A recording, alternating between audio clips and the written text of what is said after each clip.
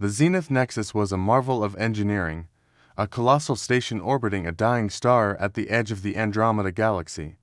Its sprawling structure, a fusion of organic crystal and cold alloy, shimmered like a jewel against the void.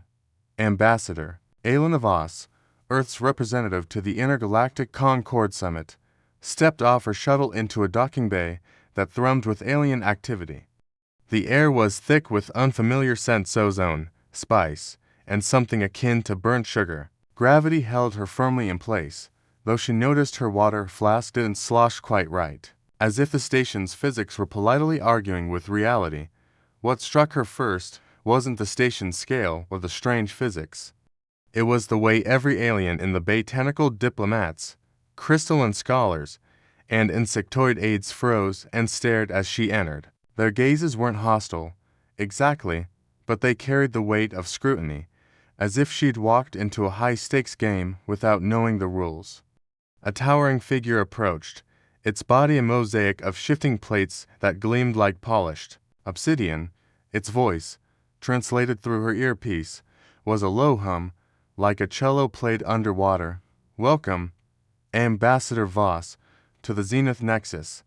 I am Facilitator Krenthal of the Concord Assembly," it said, its plates clicking in what her briefing described as a gesture of respect. "We are honored to host Earth's delegate." Elena offered a practiced smile, adjusting her diplomatic satchel. "Thank you, Facilitator. This station is impressive. I'm eager to get started." Krenthal's plates shifted, a motion that felt like a sidelong glance despite its lack of eyes. Indeed. Though, I must confess, we anticipated a different representative. Ambassador Patel, perhaps, or General Morrow. Elena's smile didn't waver, though her mind raced. She'd been warned Earth's choice to send her a relatively unknown diplomat with a background in crisis negotiation might raise eyebrows. They're tied up with a situation back home. Something about a quantum reactor glitch and a rogue satellite. "I'm afraid you're stuck with me." The silence that followed was heavy, broken only by a faint trill from a nearby delegate that sounded like suppressed laughter. Krenthal's plates clicked rapidly. "Your credentials are sufficient. Please, follow me to the orientation chamber." As they moved through the Nexus's labyrinth and corridors, Elena noted the walls, which pulsed with holographic displays of alien species, some majestic, others menacing. The air shifted subtly, as if the station itself were breathing. "So," she said, keeping her tone light, "this summit about trade routes, border disputes, and keeping the galaxy from imploding, right?" "Correct," Krenthal replied, its voice cautious. "Though the situation has grown more complex since your arrival." "Complex how?" Elena asked, her instincts sharpening. Krenthal hesitated, its plates slowing their rhythm. "The Voryn Collective, a key delegation, has expressed reluctance to participate if a human is present." Elena stopped mid-step, forcing Krenthal to pause. "Reluctance? Why? They request you be housed in a separate facility for the summit's duration, for their comfort." Elena's smile tightened, a diplomat's mask hiding a flicker of irritation. "And who are the Voryn?" Krenthal's plates dimmed, a sign of unease. "They are a predatory species, dominant in 12 star systems. Their physiology is optimized for combat. 3.5 meters tall, exoskeletal armor, claws capable of slicing dur steel. Their homeworld is a Class 9 hazard, with atmospheric toxins and seismic instability that would eradicate most life forms, and they're scared of me." Elena's tone was deceptively casual. "Not scared," Krenthal corrected quickly. "They simply prefer not to share enclosed spaces with humans." "Right," Elena said, resuming her walk. "And how did they know I'm human?" "We provided your species profile as part of the diplomatic packet." "Standard procedure." Elena's eyes narrowed. "What exactly does that profile say about humans?" Krenthal's plates clicked nervously. "Bipedal, omnivorous, recently, spacefaring, native to a Class 2 world, moderate physical capabilities, no natural weapons or armor, classified as non-threatening." "Non-threatening," Elena repeated, her voice flat. Who wrote that? The Concord Registry. They compile all species data. Elena nodded slowly, her mind piecing together the puzzle. Sounds like they missed a few details. Such as, Krenthal asked, its plates tilting curiously. For starters, Elena said, her smile sharp, they didn't mention what happened to the predators that used to run Earth. Krenthal's plates froze. Predators. Oh. Yes, Elena sighed, her tone almost cheerful. Big ones. Dire wolves, megalodons, tyrannosaurs, real nightmares. Claws, teeth, the works, and what became of them? Krenthal's voice was barely a hum. Elena shrugged. We did. Humans happened to them.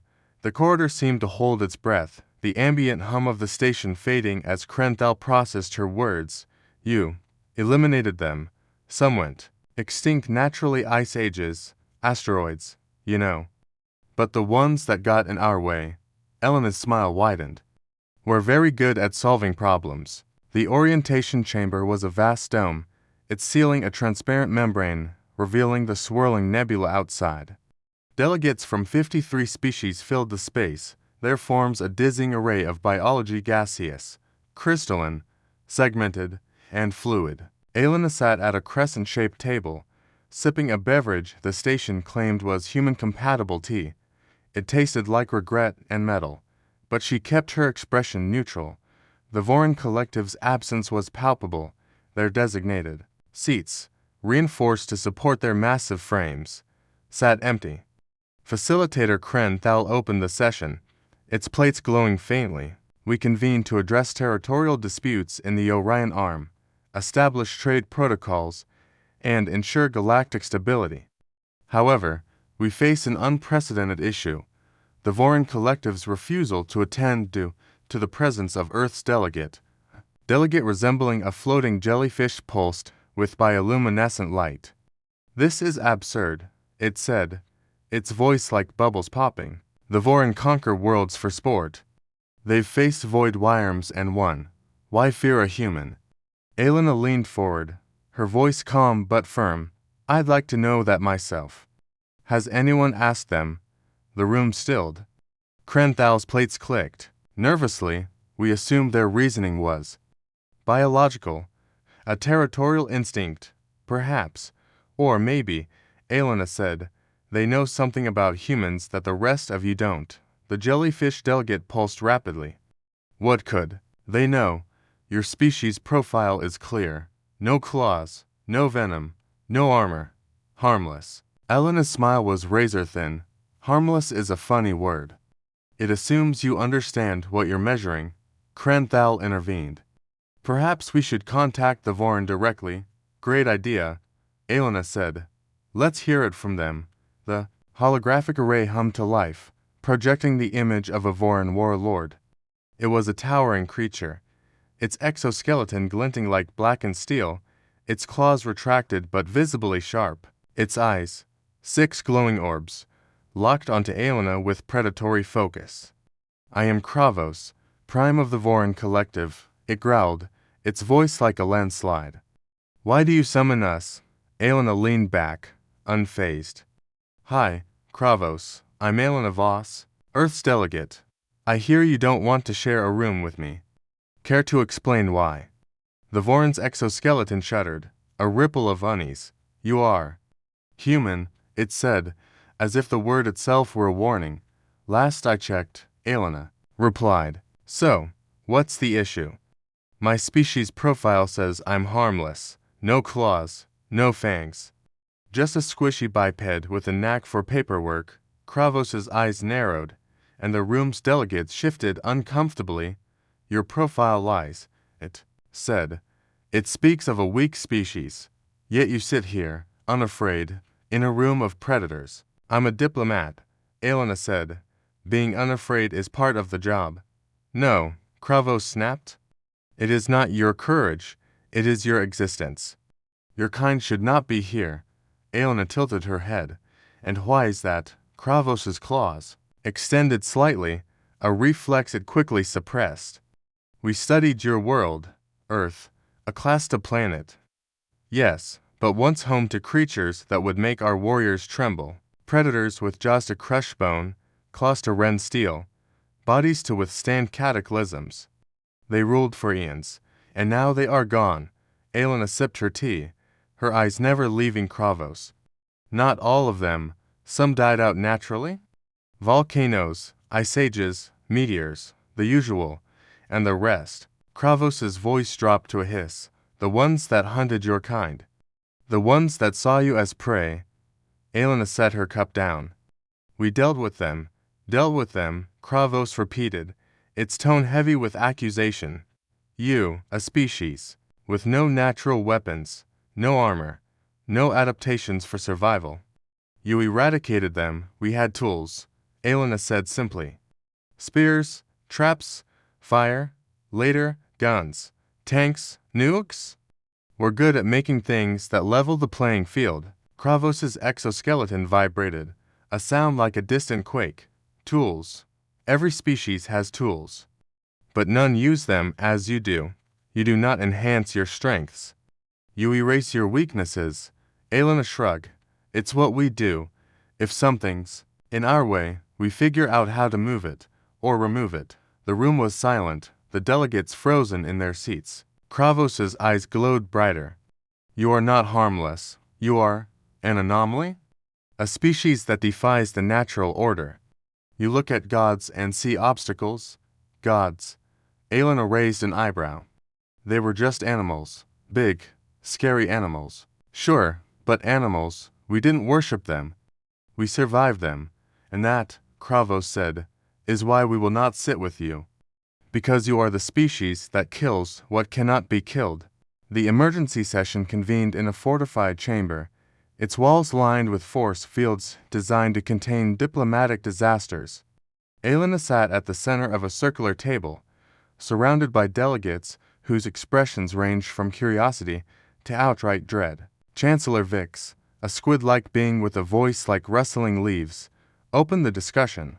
Ambassador Voss, your species profile omitted critical details about humanity's capabilities. Was this intentional? Elena sipped her fourth cup of tea, now cold and bitter.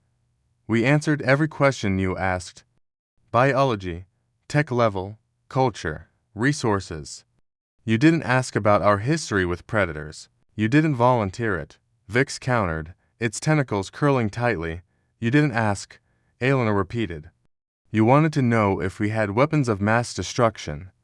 We said yes. You asked if we were at war. We said no. We're here for peace, but you are capable of war, said a delegate with crystalline limbs, its voice like breaking glass.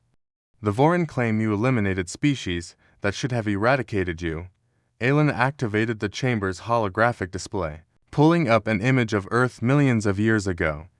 This was our world, she said. Ice caps, volcanoes, monsters, creatures with teeth longer than your arms, claws sharper than your best blades. They hunted us. We were small, slow, weak, easy prey, and yet you survived. Vix said, we didn't just survive. Elena corrected, we won. Not by evolving claws or armor. We used our brains. We made tools, built traps, learned to work together. When a predator was too fast, we didn't run faster, we built walls. When it was too strong, we didn't get stronger, we made weapons.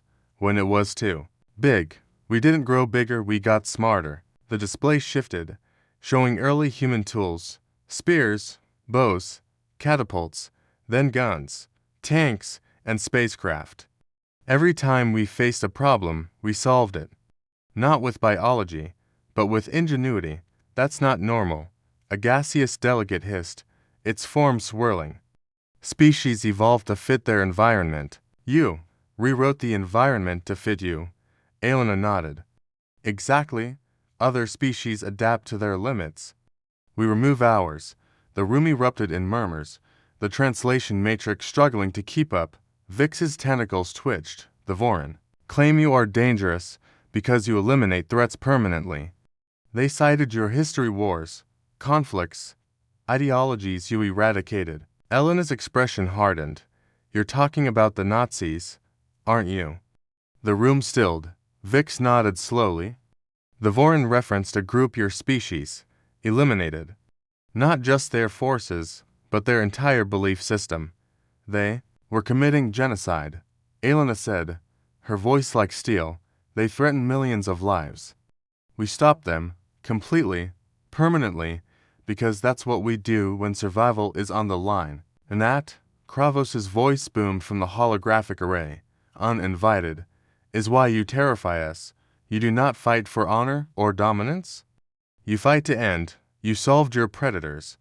You solved your enemies. What will you solve next? Elena met Kravos's gaze. We're not here to solve you. We're here for peace, trade, cooperation.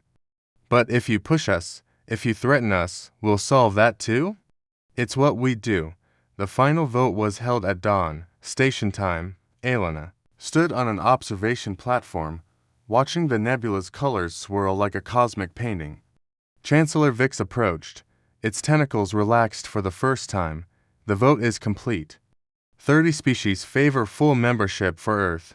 18 support restricted status. 5 demand expulsion. The Voryn have requested a private meeting. Elena nodded. Let's hear them out. In the communication chamber, Kravos's image appeared, its exoskeleton less rigid, its eyes softer. Ambassador Voss, we have reconsidered. We will attend the summit. We will sit with you. What changed? Elena asked. Kravos's claws flexed, then stilled. We realized you are not so different from us. Long ago, we were prey. Hunted by creatures we could not fight. We survived by refusing to accept our place. We became predators because we had to. Elena felt a spark of understanding. You solved your problems. Yes, Kravos said. And so did you. But where we stopped, you kept going. You built a civilization that solves problems we cannot imagine. The question is whether you will solve us, or solve with us. Elena smiled. Genuine this time, we'd rather solve with you. But that's up to the galaxy. Kravos's eyes glowed faintly. Then let us solve together. The Voryn vote for Earth's full membership, with one condition, that you remember who you were: problem solvers, not conquerors. Deal, Elena said. We'll keep solving problems. Just let us know which ones you want us to tackle. The transmission ended, and Elena looked out at the stars. Humanity had joined the galactic community, not as predators or prey, but as something else entirely, a species that turned obstacles into opportunities. She made a mental note to update Earth's profile. Humans, problem solvers, approach with caution and an open mind.